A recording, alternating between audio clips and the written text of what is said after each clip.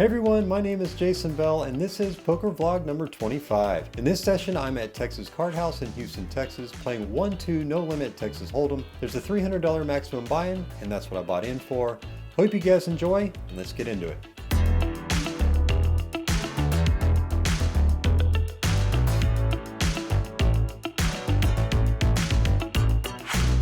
Okay, this is the first recordable hand of the evening. I'm in the middle position and I look down at the best possible pre-flop hand in poker, pocket aces. I open for $10, the low jack makes the call, the cutoff makes the call, and the remaining players fold. So we are 3 ways to a flop, which is ace, deuce, 4 with 2 clubs. Alright, top set and pretty amazing here. This was the exact same hand and really similar flop as my very last hand for my last session. In that hand, I got smoked with 5-7. Hopefully the same thing doesn't happen here, not likely, but here post flop I'm first act, so I bet $25 into a pot of 33 bucks. The low jack makes the call and the cutoff folds. The turn is the jack of diamonds. At this point I'm thinking how to extract the most money from this guy. I glance at his stack and at the time it looked like he had about $130, so if I bet half to 3/4 size pot, that'd be about a 25% pot size bet on the river, so I jammed for what I thought was just over a pot size bet. 130 into 83. However, after reviewing the footage of the hand, he actually had $164 on the table, and I guess maybe $25 in his left hand? Not quite sure. Regardless, the low jack thinks about it for a bit and ends up folding. He shows me 3-4 offsuit and said he was going for the straight. Kind of odd how this hand played out.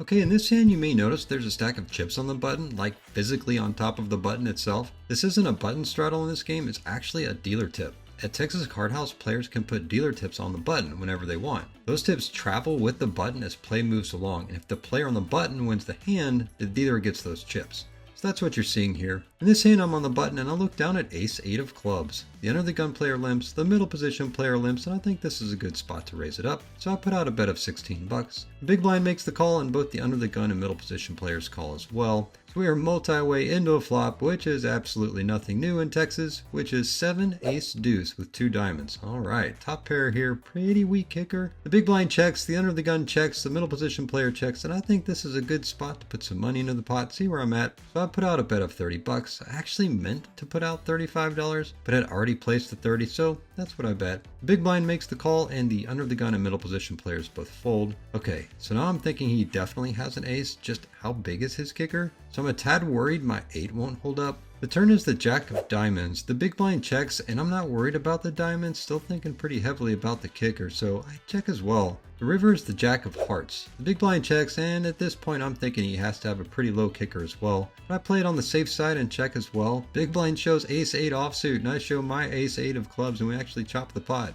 In this hand I'm in the under the gun +1 position and I look down at pocket kings, oh yeah. I open for $11, the middle position player calls, the low jack calls, the high jack calls, and the big blind calls. I mean, I tell you, Texas poker. The odds of these kings holding up now have greatly reduced pretty substantially, so I need to proceed pretty cautiously and not get glued to these things. We are very multi-way into a Texas size flop, which is queen, queen, 10 with 2 diamonds. Alright, I've got an overpair, the big blind checks, and I put out a feeler c-bet of $25. However, the middle position player jams for his remaining stack of $78. The low jack calls the $78, the high jack folds, and you know, I'm thinking at this point at least one of these players has to have a queen, so I lay this one down. They decide to run it twice. The middle position player shows ace-5 of diamonds and the low jack shows jack-9 of diamonds. What the heck? The first run out is 2 of hearts, 2 of clubs. The second run out is 9 of clubs, 6 of clubs. Man alive, I would have won this one, and this is very frustrating. But I think I made the right call. I really thought one of them had to have a queen. Regardless, they split the pot, and I miss out on a decent sized pot here. Okay, buckle up for this one, folks. I'm in the small blind, and I look down at pocket kings. Yep, again. The under the gun +1 opens for $15. The low jack calls, the high jack calls, the cutoff calls, and the button calls. What on earth? I most definitely am not calling here. I put out a healthy raise to $100 and the under the gun +1 immediately calls. The low jack actually thinks about this one for a bit, motioning like he wants to call, but he ends up folding and the rest of the players fold as well. So we are heads up to a flop, which is 9, 6, 10 with 2 spades. She has me covered and I don't think she has aces here or she likely would have jammed on me pre-flop. So I jam for my remaining stack of 178 bucks and she announces that she calls. The turn is the jack of diamonds and the river is the ace of clubs. This one scares me half to death. I show my kings and she shows pocket sevens. I guess she called on a gut shot. Thank you for the donation. I'll take it. Pretty crazy. I run into a lot of people that are on a ton of hands all the time, but I kid you not, this person the entire evening played 100% of the hands she was dealt. I am not kidding one bit. I was definitely going to stick around as long as she was going to be at the table. Hey, this is the very next hand. I'm on the button, and before I even look at my cards, the crazy lady, now in the under the gun position, has already limped. I look down at Queen Jack offsuit. It folds to the cutoff, who raises to $10. Given I'm in the best position possible at a table with a couple of Broadways, I raise this one up to $30. The crazy lady, of course, makes the call, and the cutoff makes the call as well. The pot is a little under $100, and the flop is 6-8-7 with 2 clubs. The under the gun lady this time bets a little bit out of turn and puts out a hefty bet of $100. The cutoff folds, and yeah, I've got a couple of overs, but given the size of this bet, it's not really worth sticking around, so I fold as well. She gets some of her money back from the previous hand, so good for her. In this hand, I'm in the middle position, and I look down at ace-10 offsuit. This is probably at the low end of my opening range from this position, but I put out a bet of $10. The hijack calls, crazy lady calls from the cutoff, and the big blind calls as well. I tell you, if you want significant action in low-stakes poker, I can't recommend Texas Card House enough. Wow. Again, we are very multi-way into a flop, which is queen, ace, deuce, rainbow. Big blind checks, and I've got top pair, decent kicker. So I put out a C bet of $25, which 1, builds the pot, and 2, kind of gives me a sense as to where I'm at. Well, the hijack calls, the cutoff calls, and the big blind calls. Okay, so one of these folks is likely to have an ace. Others might have connected with the queen, and one could possibly be on a gut shot, which I've already seen multiple people call bets with a gut shot many times this session already. So it's actually not that far-fetched. The pot is a little over $140, and the turn is the 3 of clubs. The big blind checks. I check as I'm a tad worried about my kicker again. The hijack puts the rest of her stack in, which was $26. Crazy lady actually folds. Big blind calls, and I call as well. It's a really good price. The river is the 8 of spades. The big blind checks, and I check and show my ace-10, and the hijack shows ace-jack offsuit. Big blind mucks, and I get coolered here a bit. Probably opened a tad light to begin with, but that's the price I paid. In this hand, I'm in the cutoff position, and I look down at pocket sixes. The under the gun +1 opens for $15. The hijack calls, I make the call, hope to do some set mining, and the small blind calls as well. Yep, same person. We are 4 ways to a flop, which is 5, ace, 8 with 2 clubs. Small blind and under the gun +1 players both check. Hijack bets $12, and I've got third pair here, and I guess a backdoor straight draw that I'd have to hit runner. With even such a small bet, don't think it's worth sticking around, so I make the fold, and the other 2 players fold as well.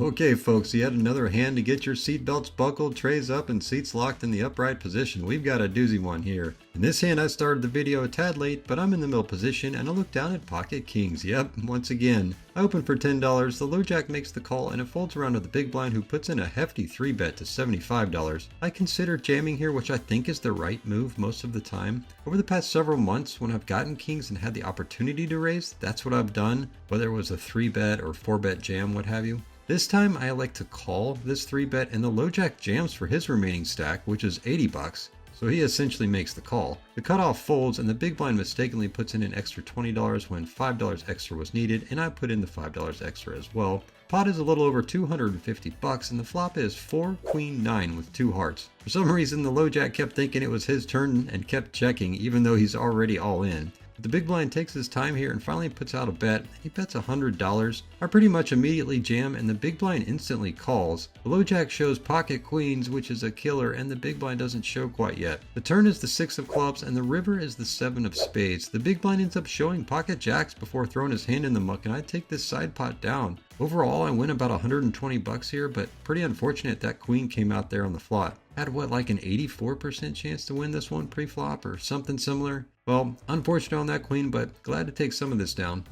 Okay, in this hand I've got some camera focusing issues going on, so I apologize about that. I'm on the button and I'll look down at king jack of clubs. The under the gun opens for $10 and the low jack makes the call. I consider putting in the raise here, being that I'm in prime position with a couple of suited broadways, but I end up making the call instead. Felt a little bit passive here and think this should be raised most of the time, but I ended up calling in this instance. Small blind makes the call as well, so we are 4 ways to a flop, which is 7 ace ace with 2 spades. The small blind checks, the under the gun checks, the low jack checks, and I check as well. Don't really have much going on here. The turn is the jack of hearts. Alright. right, things have definitely changed here. It checks around to me again, and this time they're telling me a story that they don't have an ace or a jack for that matter. In all likelihood, I'm good here with my jack, so I put out about a half pot bet of $20. Small blind and under the gun players fold pretty quickly, but the low jack takes his time here. He spends a solid minute debating whether or not to call me, which is pretty strange for a $20 bet. He ends up folding and afterwards asked if I was bluffing. I of course didn't say anything, but thought that was interesting. If he's verbalizing that, then I know he's capable of bluffing himself, so something to keep in mind for future hands or sessions.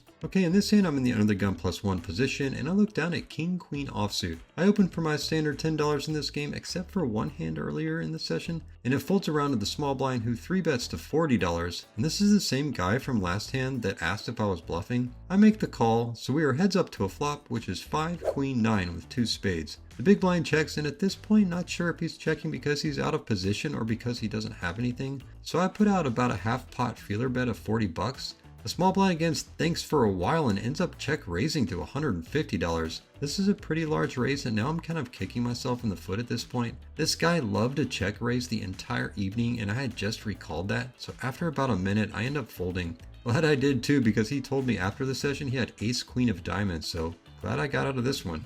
In this hand I'm on the button and I look down at pocket jacks. Oh yeah, I've had a lot of premium hands so far this session, so it's been pretty nice. The under the gun +1 opens for $15, the low jack calls, and again this is the same guy from the previous couple of hands. At this point I think he's got a VPIP of about 80 to 90%.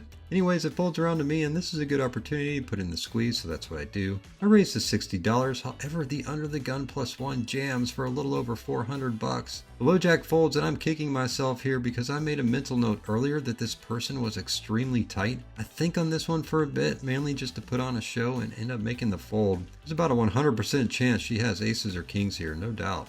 Okay, this is the final recorded hand of the evening. I'm in the big blind and I look down at King Queen offsuit. The under the gun player limps, the middle position player raises to $15, it folds around to the small blind who calls. I'm not sure if this is a strong enough hand to put in the squeeze, so I make the call and the under the gun player calls as well. Yet again, more multi-way action, and the flop is 9-6 jack with 2 spades. Small blind checks, I check, the under the gun checks, and the middle position player bets $30. Small blind calls, I make the call with my 2 overs and a gutter, and the under the gun folds. The turn is the 5 of hearts. The small blind and I both check, and the middle position player now bets $50. Small blind folds, and this is a pretty good price, but the middle position player so far has bet on every street and into multiple players, so he's likely very strong here, so I make the fold.